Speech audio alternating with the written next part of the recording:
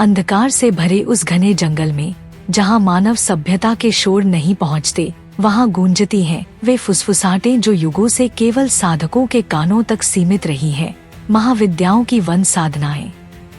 ये साधनाएं किसी आम पूजा का हिस्सा नहीं होती, ये वे गूढ़ रहस्य हैं जिनके माध्यम से तांत्रिक प्रकृति के हृदय में प्रवेश कर देवी के साथ एक हो जाते हैं।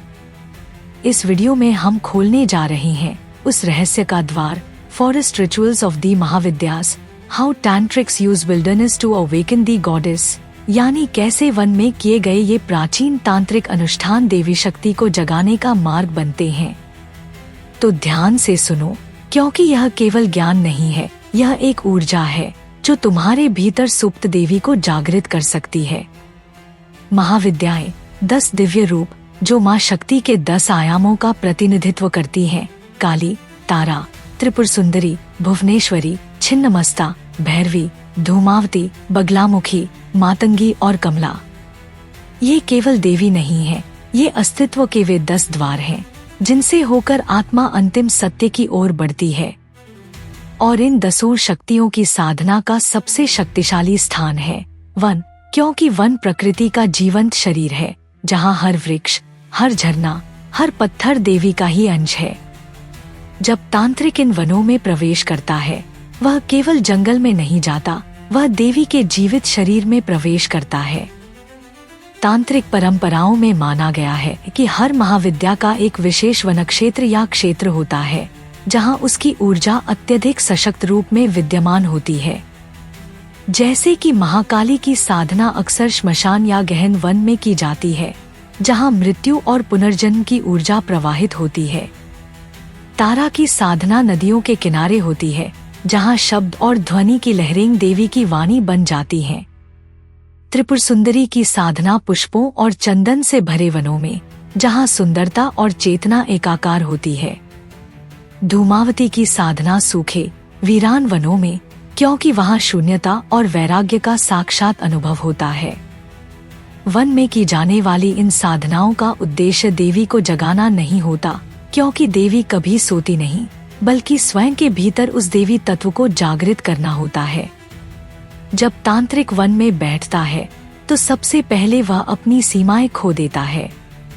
उसे जंगल के हर स्वर, हर गंध, हर धड़कन में एक ही ऊर्जा दिखती है, शक्ति। वह जानता है कि जब हवा पत्तों को छूती है तो वह केवल हवा नहीं, बल्कि माँ की सांस है। जब किसी सियार की आवाज गूंजती है तो वह भैरवी का आह्वान है। जब अचानक बिजली कड़कती है तो वह काली का नर्तन है।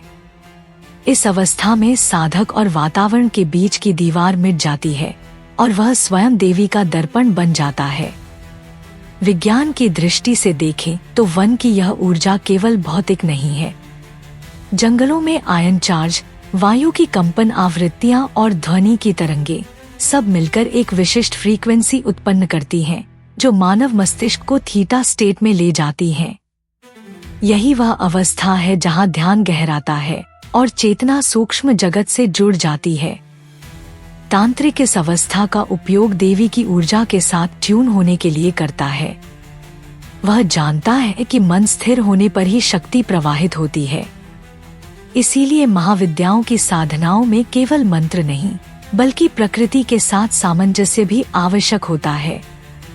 अब सोचो, जंगल का अंधकार क्या है? वह तुम्हारे भीतर के अंधकार का प्रतीक है। वहाँ कोई कृत्रिम प्रकाश नहीं, केवल वही दिखता है जो तुम्हारे भीतर की दृष्टि देख सकती है। यही कारण है कि तांत्रिक साधक वन में अपने भय से सामना करता है, भय मृत्यु का, भय असफलता का, भय स्वयं से मिलने का। और जब वह इन सब भय के पार चला जाता है, तभी देवी प्रकट होती है। देवी बाहर से नहीं आती, वह भीतर से उठती है, जैसे शांत झील के गहरे तल से एक लहर धीरे धीरे ऊपर आती है और संपूर्ण सतह को हिला देती है। महाविद्याओं की वन साधनाओं में एक और रहस्य छिपा है, प्राकृतिक तत्वों का संयोजन। हर तांत्रिक जानता है कि बिना तत्व जागरण के देवी संयोग असंभव है। धरती का तत्व स्थिरता देता है, जल का तत्व प्रवाह, अग्नि का तत्व रूपांतरण, वायु का तत्व गति और आकाश का तत्व विस्तार। जब साधक जंगल में बैठकर देवी का जप करता है तो वह इन पांचों तत्वों को भीतर संतुलित करता है।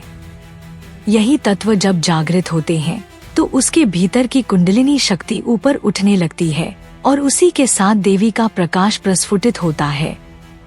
अक्सर तांत्रिक इन वनों में रात के तीसरे प्रहर, ब्रह्म मुहूर्त या मध्यरात्रि में साधना करते हैं। यह वह समय होता है जब धरती और आकाश के बीच ऊर्जा की चाल धीमी पड़ जाती है और मन के द्वार सूक्ष्म लोक से जुड़ जाते हैं। उस समय जब साधक ह्री क्लीं जैसे बीज मंत्रों का उच्चारण करता है तो जंगल की हर शाखा, हर पत्ता, हर कीट उसकी आवाज के साथ कंपित होता है। यह ध्वनि केवल सुनाई नहीं देती, यह महसूस होती है शरीर की नसों में, हृदय की धड़कनों में। यही वह क्षण होता है जब देवी और साधक एक दूसरे में विलीन हो जाते हैं। महाविद्याओं की वन साधनाएं केवल धन, सिद्धि या शक्ति प्राप्त करने का साधन नहीं है।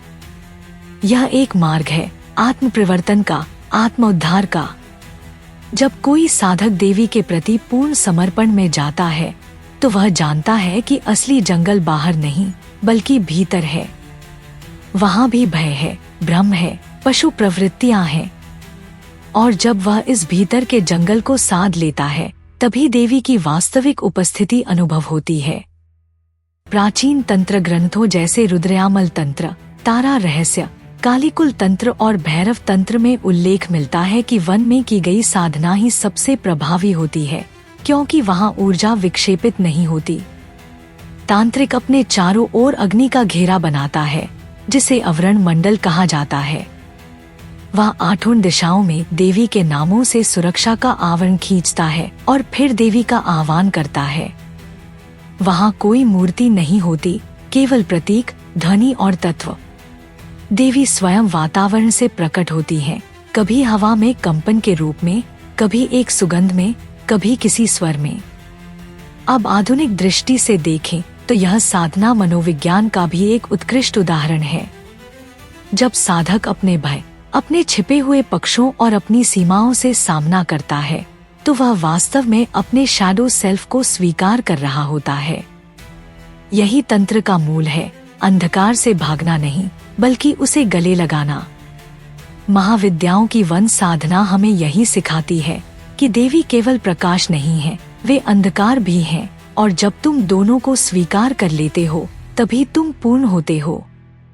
और सबसे गूढ़ बात यह है कि जब साधक वन से लौटता है तो वह वैसा नहीं रहता जैसा गया था। उसकी दृष्टि बदल जाती है। उसे संसार वैसा नहीं दिखता जैसा पहले था। हर मनुष्य, हर घटना, हर ध्वनि उसे देवी की लीला लगती है। उसके भीतर का भय मिट जाता है क्योंकि उसने समझ लिया कि जंगल बाहर नहीं, भीतर है, और देवी दूर नहीं, स्वयं उसकी आत्मा में है। यदि तुम्हारे भीतर भी यह पुकार जागी है, यदि तुम्हें लगता है कि जीवन में केवल बाहरी सफलता नहीं बल्कि आंतरिक शक्ति भी चाहिए, तो देवी के इस पथ पर एक कदम बढ़ाओ। माँ महाविद्या की साधनाएं तुम्हें वहीं ले जाएंगी जहाँ शब्द समाप्त होते हैं और अनुभव शुरू होता है। यदि तुम्हें यह ज्ञान अनुभूत हुआ तो सनातन संसार AI को अभी सब्सक्राइब करो, क्योंकि यहाँ हम केवल बातें नहीं करते, हम तुम्हें वो दिखाते हैं जो आँखों से नहीं, आत्मा से देखा जाता है। जय माँ काली, जय महाविद्या।